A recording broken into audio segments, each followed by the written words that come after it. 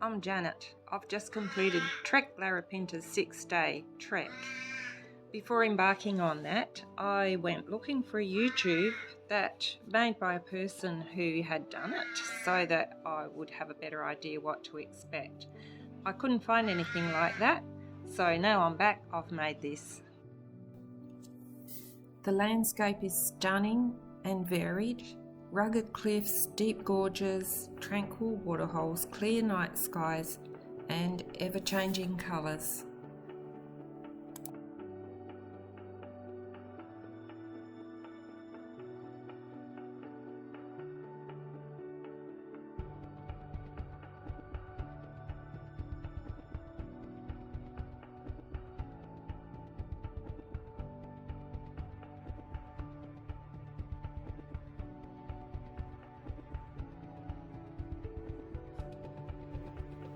The terrain is universally rocky. You will need very sturdy footwear.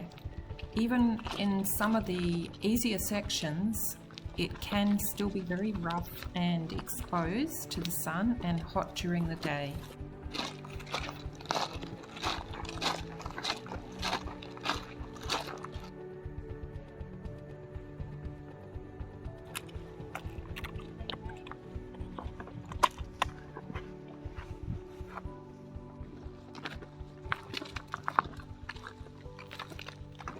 The Mount Sunda ascent starts in the dark by the light of your head torch. I found it challenging, but I made it.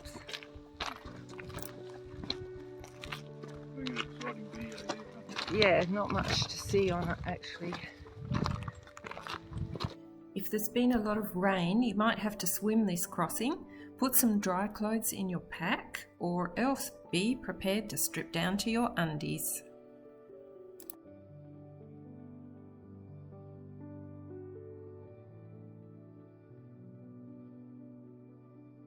Listed, but they were blocked. Yeah. Nothing Jordy can do about that. Just leave them. Yeah, leave those things on there. Yeah, I'm gonna. Yeah. Just- Thank you. Oh my God. Yeah. Thank you. And let them. Those. The campsite is in the dry creek bed of Ormiston Creek. Underfoot there is clean, soft sand and overhead stately gums, housing a variety of birds.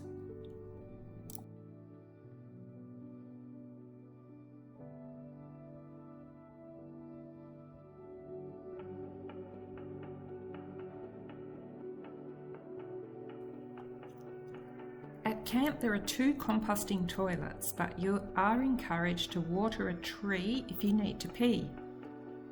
If you use the tree option, you mustn't leave toilet paper behind, so put used paper Doesn't in smell it. a Just Ziploc open it. bag and dispose of it later properly. Yeah. Show the sawdust. Yeah.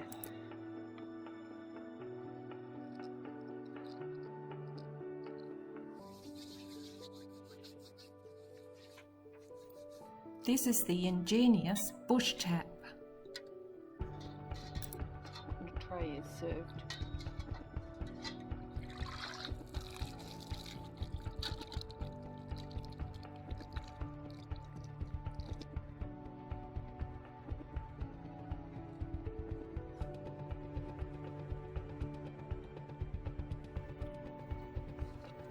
For washing, you will be given a stainless steel bowl you can half fill with solar heated water.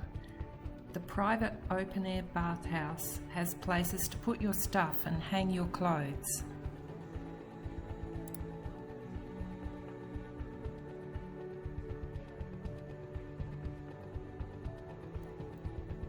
The food is beautiful, fresh and plentiful, and all eaten al fresco.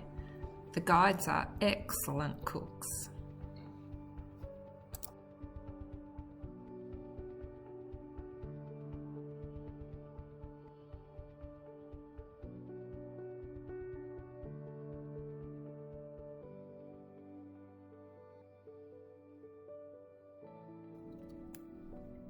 I asked my fellow trekkers for their comments and opinions. Thank you, beautiful people, for sharing your experiences. I'd say first thing make sure you go and follow the packing list. That's what I didn't do, and I wish I'd had a flannel. There's a barley shower, and it's really beautiful at the end of the day and in the beginning of the day to have a nice bowl of hot water, but not having a flannel to kind of get clean is a bit of a drawback. How you pack your luggage before you leave for the trip. My main luggage got lost in transit. I had a small backpack, but on reflection, if I'd have put more things for the first day in my little backpack, that would have been extremely useful.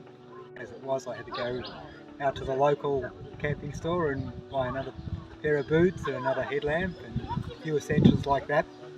Fortunately, my luggage did turn up, but it was a day late. The headlamps are essential, and also what I found was really good was we got like those portable solar powered lamps, because the tents can be really dark, and I thought that was really useful. I mean, yes, you can have your headlamp, but that other lamp, additional light, is really great. I think I'd choose the best one of the best thermals you can find, and the best over jacket you can find that's also warm, windproof, as well as rainproof. The rest of the clothes don't really matter, just go with whatever you love. Or just check the old favourite boots just to make sure that they're up for it.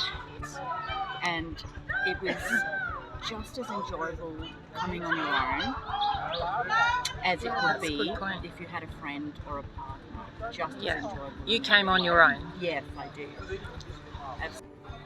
I would like to speak very well of the two guides we had, Felix and Charlie, who are unfailingly cheerful, even very early in the morning, incredibly flexible and tolerant, and willing to make, and really tried hard to make it a good experience for everybody. I wish that I had done more preparation, so my number one piece of advice is follow the recommendations on the website and do your exercise and do some long treks, because long treks are hard to prepare for unless you've done a lot of lengthy whole day experience. Okay, so Andy, what did you find great and what did you find difficult about this trek? Okay, well, let me start with what I found difficult about the trek. Caring for Geraldine meant that I had to do everything, and setting up the camp. The way the camp was organised, each of us was potentially expected to sleep in separate tents. So on the first night, I had to move everything from one of the tents into to make a double tent, and so it wasn't really a very nice way to start the adventure. So that was difficult. Particular highlight for you? Mount Thunder. I really enjoyed it, and it's not something that I would have done on my own, but going up with the group and just push yourself that little bit more. So I enjoyed it. Did you pack everything on the essentials list? Yeah, I packed everything, and I almost didn't put my rain gear in, my rain trousers in, which they had as optional. And while it hasn't rained, they were very useful climbing Mount Thunder because they were provided some wind protection. You looked forward to from day to day as the trip went on from one day to the Dinner. next. Bed. I loved going to bed. Oh, a hot water bottle is a really good thing to bring because my feet get cold. So, was it colder than you expected? Much colder than I expected. Yeah. And what about during the day? Did it get hot or was it cold all day? It was actually perfect. What I thought Alice would be in June in the day as the best that it could be in June. I felt that it was an excellent way to get access to the track and see things that you wouldn't see as an individual, and being in a tour group actually pushes you a bit harder than you would push yourself if you were alone. What was great was just the scenery, the redness, the quietness, the fact there wasn't very many people around. I enjoyed that, and the ability to be able to just walk and think. Great. It's one of the best things I've done. Just do it.